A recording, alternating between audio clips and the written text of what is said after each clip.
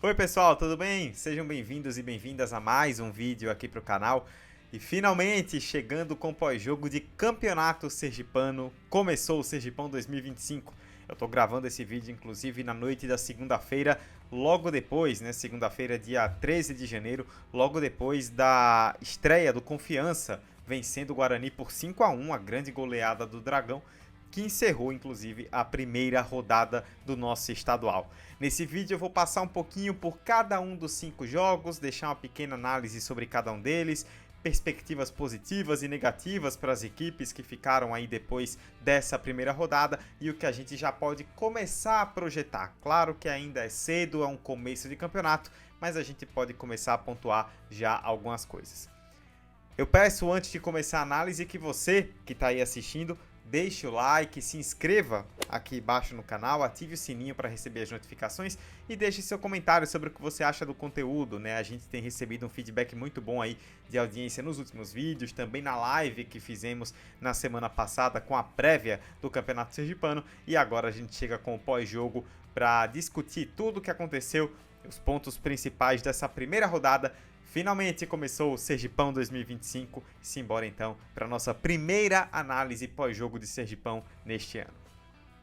Bom, como eu falei, eu tô gravando esse vídeo na segunda-feira, né, noite da segunda-feira, dia 13 de janeiro, logo depois do jogo que encerrou a rodada. Então eu vou começar logo por ele porque está mais fresco, né? A grande vitória do Confiança sobre o Guarani de Porto da Folha por 5-1. O confronto dos campeões, né? O Confiança campeão da primeira divisão, o Guarani campeão da segunda no ano passado, se enfrentaram aqui em Aracaju, na Arena Batistão, e uma sonora goleada do Confiança. O técnico Vaguinho Dias chegou ao Confiança falando abertamente sobre o seu estilo de jogo mais propositivo. Nós, inclusive, aqui analisamos, né, quando tratamos da contratação do Vaguinho Dias, que ele é um treinador que joga pra frente mesmo, tem esse histórico nos clubes onde passou, garantiu que no Confiança não seria diferente. E a primeira impressão indicou exatamente isso. Um Confiança propositivo, um Confiança agressivo, um Confiança que foi para cima do primeiro ao último minuto. Tanto que o quinto gol foi sair já com o Luiz Otávio no finalzinho do jogo. Então Confiança desde o início apertando, indo para cima, pressionando a saída de bola do Guarani com a intensidade muito forte, chamou muito a atenção. Na minha opinião, como Confiança pareceu muito bem preparado fisicamente para esse primeiro desafio do ano. E claro, com alguns destaques individuais muito interessantes. Para mim, o nome do jogo foi o Ronald Camarão, não só pelo lindo gol que fez, né, o quarto gol da goleada por 5-1, mas também pela participação em outros gols. Fez uma belíssima jogada, por exemplo, no gol do Rodriguinho, né, o segundo do Confiança. O Ronald Camarão se destacou muito. O Rodriguinho, com o segundo gol, foi outro que se destacou, muito intenso, ajudando na marcação, indo muito firme também no apoio pelo lado direito. O Confiança explorou muitos lados do campo, né? Com o Ronald Camarão na esquerda, com o Rodriguinho na direita, o Rafinha pelo meio mais atrás, mas também fazendo essa inversão e jogando pelos lados em alguns momentos para confundir a defesa. Até o próprio Neto, o centroavante, o camisa 9, o cara que chegou com muita expectativa, não fez gol hoje, mas teve uma função muito importante, porque em muitos lances de ataque, ele saía da área para fazer pivô ou para buscar o jogo. O Neto não é um centroavante fixo, né, daquele mais clássico que fica na área esperando a bola. Ele é um cara que busca jogo, e isso é muito importante porque atrai marcação e abre espaço para os jogadores de lado. Ele abriu muito espaço para o Ronaldo Camarão, abriu muito espaço para o Rodriguinho, ajudou a gerar jogo, fez um bom jogo. O Vaguinho Dias percebeu que tem uma opção que pode entrar em momentos importantes e quem sabe até pleitear uma titularidade, que é o Brenner Camilo. Eu imaginava, até pelas perspectivas de pré-temporada, né, que nós tivemos, que o colombiano começaria como titular. Ele começou no banco, entrou no segundo tempo e no primeiro lance dele, em um contra-ataque, fez o terceiro gol. Então é um jogador que pode entrar e ser útil, ser importante, quem sabe até se tornar titular no futuro. Destaco também o André Lima ali no meio de campo, ele fez o primeiro gol, né, o gol de pênalti. E um leão, né? Tá em todas. Impressionante como ele tá em todos os lugares do campo. O André Lima fez uma grande partida e ele é o motor desse time do Confiança, né? A gente citou na live, inclusive, de prévia do campeonato, que talvez o grande ganho da janela do Confiança tenha sido manter o André Lima. E esse jogo indicou o porquê. Óbvio que a gente tá falando aqui de um Confiança que enfrentou o Guarani. A régua de desafios do Confiança para 2025 não vai ser o Guarani, vai ser times mais fortes. Só que o Confiança cumpriu o seu papel, enfrentando a equipe mais fraca, foi para cima e fez o resultado, construiu um grande resultado. Foi um grande jogo. Para mim, o Confiança é a grande notícia da primeira rodada do Sergipano. Não por vencer o Guarani, porque esse resultado já era previsto, mas pela forma como venceu e pela forma como se impôs. Planta uma semente inicial muito boa e deixa uma expectativa bem interessante para sua torcida. Só que aí, o que eu vou falar pode parecer um pouco incoerente, né? Porque o Confiança dominou, o Confiança goleou, o Confiança mereceu vencer e por um bom placar.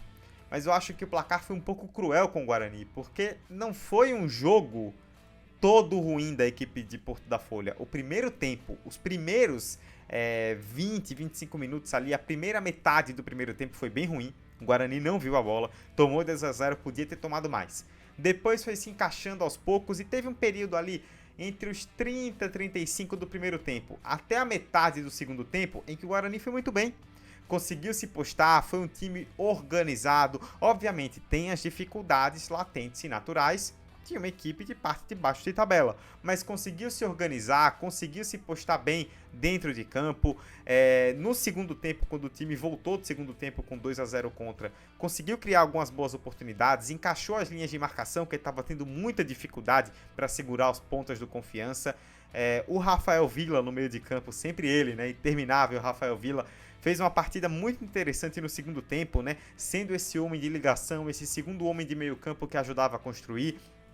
Eu destaco também o Rian, o camisa 9, atacante do Guarani. Assim como o Neto, eu falei do Confiança, né? O Rian é um cara que sai da área, que busca jogo, que foi criar oportunidades. Ele, inclusive, fez o gol de pênalti, que ele mesmo sofreu, né? Criou outras oportunidades, trouxe perigo à defesa do Confiança. O Guarani, quando esteve perdendo tanto por 2-0 quanto por 3-1, criou chances para poder diminuir ainda mais o placar e tornar o jogo mais difícil. Só que acabou se expondo demais ao partir ao ataque e deixou Confiança com jogadores de velocidade com muito espaço para contra-atacar. E isso acabou se tornando um grande erro. O placar é cruel com o Guarani não só por ser um time organizado, por ter mostrado boas valências, mas porque num torneio em que o grande objetivo inicial é se livrar do rebaixamento e você tem apenas turno único, perder de goleada quebra o saldo. E esse pode ser um critério de desempate importantíssimo. O Guarani já começa na lanterna com menos 4 de saldo e vai enfrentar o Lagarto no fim de semana que vem. Vai ter que remar contra a maré para desconstruir isso aí. Ficam boas coisas, mas também nos momentos ruins do jogo o time foi muito frágil e o Confiança, muito firme, jogando muito bem, se aproveitou disso. Foi uma grande estreia do Dragão que, como eu falei, deixa marcas muito positivas para o futuro. Esse jogo do Confiança foi na noite da segunda-feira, os outros jogos foram no sábado, né? As outras 4 partidas. Eu vou começar pela vitória do Itabaiana. O Itabaiana venceu o Carmópolis em casa por 2-1. A grande notícia do jogo, né, não tem como ser diferente, foi a despedida do Matheus, um grande ídolo da história do Itabaiana. Foi muito legal ver todas as homenagens que o Itabaiana fez, né, na camisa, ingresso especial, toda uma festa montada para ele. No intervalo, né, ele havia prometido que jogaria apenas o primeiro tempo e assim o fez. No intervalo tivemos homenagens, tal, no campo. O Itabaiana tornou a noite sobre o Matheus. Foi muito legal ver o time e a torcida se engajando, na minha opinião, corretamente, porque é um grande ídolo da história do clube. E um cenário perfeito, né? Ele se despede fazendo um dos gols, né, de pênalti na vitória por 2-1. Foi um jogo que acabou condicionado pelo pênalti, né? Porque ele acontece com 2 minutos e isso muda completamente a partida. O Itabaiana acho que teve um bom domínio, um bom controle do jogo. Destacar também o Romarinho, né, que fez o segundo gol. Um belíssimo segundo gol e estreou muito bem com a camisa tricolor. O Wendel também jogando pelo lado de campo, né, pelo lado direito, dando muito bem esse apoio e ajudando a criar oportunidades. O Itabaiana mostrou volume e foi muito seguro. Apesar de ter sofrido um pouco mais do que deveria em alguns momentos, né? Quando leva o gol do José Everton, um lindíssimo gol do José Everton, que para mim foi o principal destaque, né, do Carmópolis, um cara que ajudou a controlar esse meio campo do Carmópolis e a fazer com que o time em alguns momentos até se impusesse contra o Itabaiana. No segundo tempo, o Vanderlei, atacante do Carmópolis, perdeu uma chance claríssima, né, quando o jogo estava 2-1 já. Então o Carmópolis também ameaçou. No geral, foi um jogo que o Itabaiana controlou, mas o Carmópolis também deu suas estocadas e teve seus momentos. Se o Carmópolis conseguir competir contra as principais equipes, como competiu contra o Itabaiana, mostra coisas positivas numa briga para permanência, por exemplo, ou para quem sabe até buscar algo maior. Mas acabou pecando na hora justamente de concluir quando teve as chances. O Itabaiana, pelo contrário, foi eficiente quando teve as suas chances, que não foram tantas, e apesar de alguns pesares, controlou a partida. Aquele ritmo normal de começo da temporada, imagino que as coisas venham a se ajustar daqui para frente. Também no sábado, o Lagarto venceu dentro de casa o América de Propriá por 2-1 e eu particularmente me empolguei com o Lagarto. Óbvio que, além do contexto do adversário, a gente teve um contexto também da chuva, né? Importante destacar que tivemos chuvas que assolaram o estado de Sergipe no final de semana. Elas vieram com mais força justamente entre o sábado e o domingo, quando aconteceram vários jogos aí da rodada. Um deles o do Lagarto contra o América em Lagarto. O campo acabou até resistindo relativamente bem, mas foi um pouco castigado e isso comprometeu o andamento da partida. De qualquer forma, o Lagarto conseguiu se impor e o técnico Marcinho conseguiu fazer com que as suas peças de ataque rendessem. O Lagarto tem um meio para frente muito habilidoso e muito forte, com Davi Ceará, com Miller, com Juan pelo lado direito, com Ronan pelo lado esquerdo, com o Bruno centroavante. É um time do meio para frente muito forte, isso sem contar o Nael, o Natan, outras peças que podem entrar ao longo da partida, como entraram no jogo de sábado, e tem condição de fazer a diferença se estiverem saudáveis, obviamente. Mas é um meio para frente muito forte e que torna o time até mais exposto. A grande questão para mim em relação ao Lagarto, depois do que eu vi nesse primeiro jogo, é: o técnico Marcinho vai manter isso em jogos contra equipes mais puxadas, mais difíceis, de nível maior? Porque contra o América você consegue fazer isso e se expor um pouco sem sofrer tanto. Mas contra a Confiança, contra a Itabaiana, vai ser muito interessante ver que tipo de adaptação o treinador do Lagarto vai fazer. Um time muito aberto, mas muito ofensivo e com muita qualidade, né?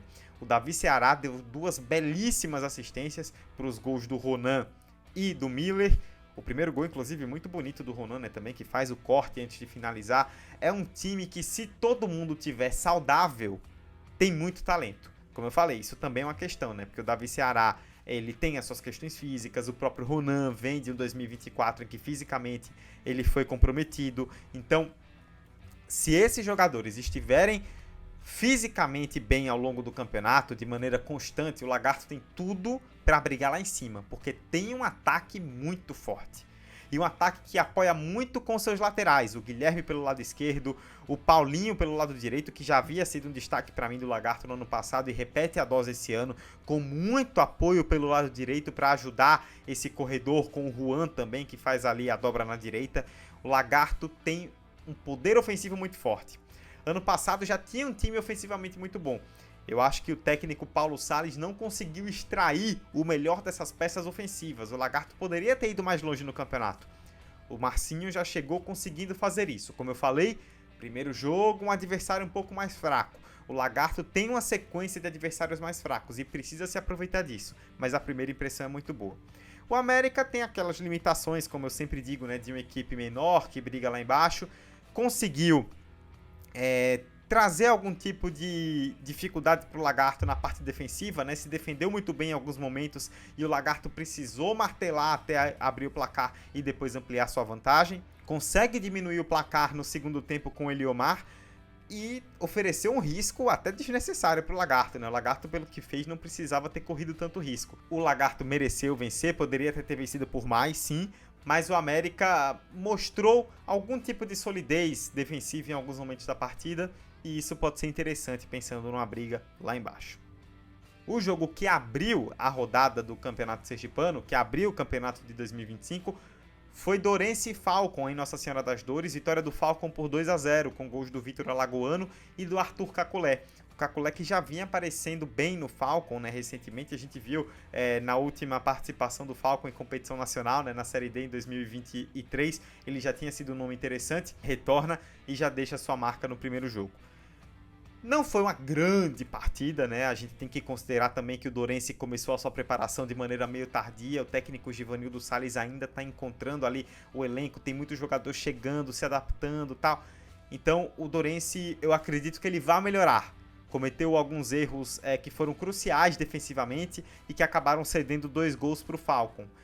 Não foi uma grande partida do Falcon, mas é um resultado importantíssimo. Porque ganhar em Dores, principalmente em um contexto, né, como eu falei, em que o Dourense deve estar se ajustando ao longo do campeonato, ganhar em Dores não é nada fácil. Pelo campo, né, que hoje já melhorou muito, mas ainda é um desafio. Pela torcida ali muito próxima, aquele campo acanhado, é difícil jogar em Dores. Você que está nos acompanhando, que é torcedor de algum time que já foi jogar lá e acompanhou como visitante, sabe bem. E o Falcon conseguiu uma vitória expressiva, 2-0 fora de casa. É um placar que nem todo mundo vai conseguir. Então, até pensando em que tipo de pretensão o Falcon vai ter no campeonato, foi uma vitória importante. O Falcon que deve contar também com reforços que vão vir agora da Copinha, né? O Falcon fez uma campanha interessante, caiu na segunda fase para o Corinthians, mas mostrou um bom futebol. Quem sabe alguns desses nomes não serão aproveitados.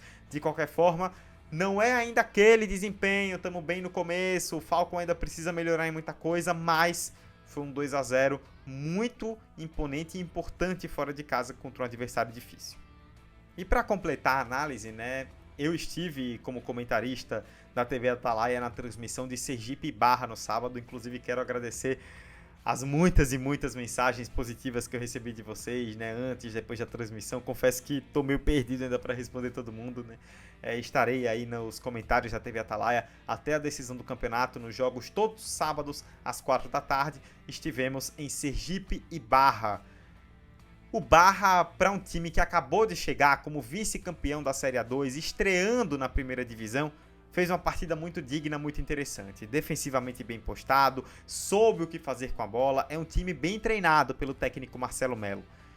Óbvio que tem a limitação de elenco por ser um time lá de baixo, mas sabia muito bem o que fazer dentro de campo. Abriu o placar com o Tauan, que para mim foi um destaque do jogo, acabou sendo sacrificado no intervalo pela expulsão, de certa forma até bizarra, do Jefferson, né? Bizarra pelo ponto de vista do jogador, né? Já tinha um amarelo, entrou muito duro num lance de meio de campo, né? E acabou sendo expulso ainda no primeiro tempo. Comprometeu diretamente a estratégia do Barra, né? Mas a equipe do Barra fez uma partida muito boa defensivamente. Seus atacantes, né? A gente citou muito ao longo da partida o João, mas também o próprio Tauan que fez o gol. O Anderson também fez uma boa partida, né? Os atacantes conseguiam reter a bola quando era necessário. O Barra, repito, tem uma limitação técnica evidente, mas é um time bem postado e bem treinado, diferente do Sergipe. Eu citei no começo do vídeo que o Confiança, para mim, é a principal notícia positiva da primeira rodada. O Sergipe é disparadamente a notícia negativa. Já tinha feito um jogo muito ruim contra o Asa na pré-copa do Nordeste, mas a gente imaginou, né? Pô, o Asa é uma régua muito mais alta, o Barra é uma régua bem menor, então o Sergipe deve se impor. Não foi o que aconteceu. Sergipe sai perdendo, Sergipe não consegue demonstrar praticamente nada ofensivamente, um time que tem pouquíssimas ideias, muitos erros técnicos dos jogadores ao longo da partida. A gente viu, por exemplo, o gol que o Bambam perdeu praticamente sem goleiro, né? Mas outros vários erros técnicos também de jogadores, principalmente na frente, e foi buscar o empate aos 40 do segundo tempo com um gol de cabeça do zagueiro Lucas Straub, chuveirinho na área. Chuveirinho na área, inclusive, foi o que o Sergipe fez praticamente o jogo inteiro. Principalmente no segundo tempo, né? Quando o Barra voltou do intervalo com um jogador a menos e colocou duas linhas de 4 para trancar sua defesa, o Sergipe não soube o que fazer. Rodava a bola para um lado, para o outro, cruzava. Essa era a estratégia. Para mim, o principal destaque até do Sergipe, inclusive, foi o Luiz Roberto, lateral direito, porque ele dava essa amplitude pela direita e as jogadas eram, na sua maioria, com ele. Bola para ele, amplitude e cruzamento. Bola para ele, amplitude e cruzamento. Uma estratégia que foi inefetiva praticamente o jogo inteiro. Conseguiu no final, com a boa cabeçada do Straub, né, do zagueiro, porque futebol é isso, né? De tanto você martelar, em algum momento você consegue. Mas foi um jogo muito pobre de ideias. E contra uma equipe que deve brigar lá embaixo como Barra, uma equipe que acabou de chegar na primeira divisão, você mostrar tão pouco é muito preocupante. Eu diria que o que aconteceu com o Sergipe, né, o que o Sergipe mostrou contra o Barra foi pior do que contra o Asa. Porque contra o Asa você tem o contexto de primeiro jogo da temporada, mata-mata, todo aquele nervosismo, pressão e contra um adversário mais forte. Dentro de casa, uma primeira rodada, em tese um jogo de menor pressão, contra uma equipe bem mais fraca tecnicamente, e você sofrer do jeito que o Sergipe sofreu, é muito preocupante. O Sergipe vai ter que passar por algum tipo de mudança. Que mudança é essa? Os jogadores da base que estão vindo da Copinha vão ser esses nomes? É trazer jogadores? É rever o comando técnico? A gente não sabe. Mas o Sergipe mostrou muito pouco e foi a principal notícia negativa da rodada, porque deixou seu torcedor ainda mais preocupado e com medo do que pode vir pela frente, porque se o Sergipe mostrar como régua de desempenho que mostrou contra o Barra, o campeonato não vai ser de briga pelo título, o campeonato vai ser de uma briga muito modesta, e o torcedor, sem dúvida alguma, fica muito preocupado com isso e aguardando os próximos passos. Vamos ver o que vai ser, né? O Sergipe já tem jogo agora no meio de semana contra o Carmópolis, que é importantíssimo, com a pressão gigantesca, pelo que o Carmópolis mostrou contra o Itabaiana, vai gerar dificuldades, é ver como que o Sergipe vai sair delas. É isso, pessoal, ficou um pouquinho mais longo, né, o vídeo, mas eu quis passar um pouco pelos 5 jogos para fazer esse panorama geral aí do que foi essa primeira rodada do Sergipano. Espero que vocês tenham gostado. Mais uma vez, você que está nos assistindo, deixa o like aí no canal. Escreva nos comentários o que você achou da primeira rodada, se você está empolgado ou não com seu time, o que você achou da análise, né, dos 5 jogos aqui que eu fiz. E claro, se inscreva no canal, ative o sininho para receber as notificações e ficar sempre ligado em novos conteúdos. Teremos rodada no meio de semana, não sei como é que vai estar aí a agenda por questões de trabalho, mas se tudo der certo, trarei conteúdo aqui para vocês, para a gente analisar aí o que vier nesse Campeonato Sergipano de 2025. Muito obrigado pela audiência mais uma vez e até a próxima. Valeu!